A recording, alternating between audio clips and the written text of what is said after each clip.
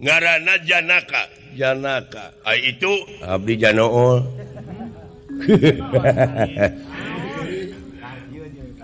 Anu ieu Harun ngaranna. Anu itu Udin. Ngaran cararane. Buku Janaka.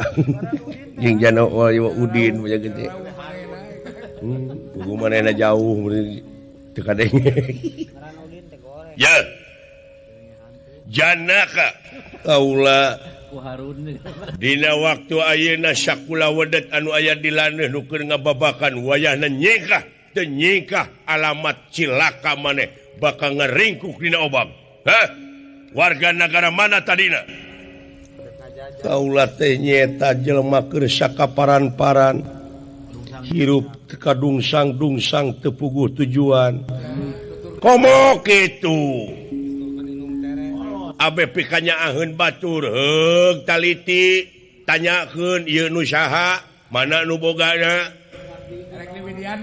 dek di idinan dek henteu ai hade ku omong goreng ku omong mah meureun ngeunah ka aingna. Ayo da moal meuli basa mah deuleu nyingkah maneh.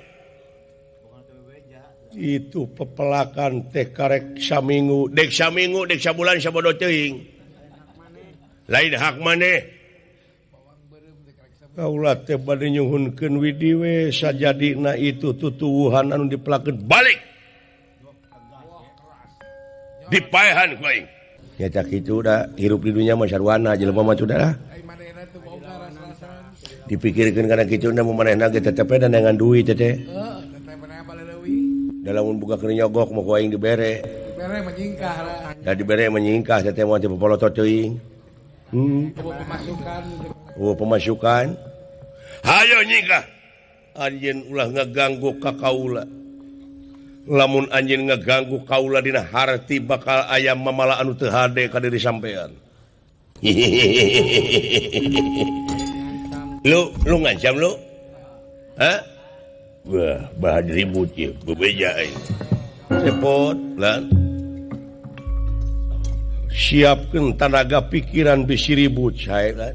Si dawala bejaan cenah laporan ka Kakang Bima sae lan. Tenang. Coba naon? Bener tegara, tega pati, Tega ayo aji mulati tegarnya. aling pot wabi.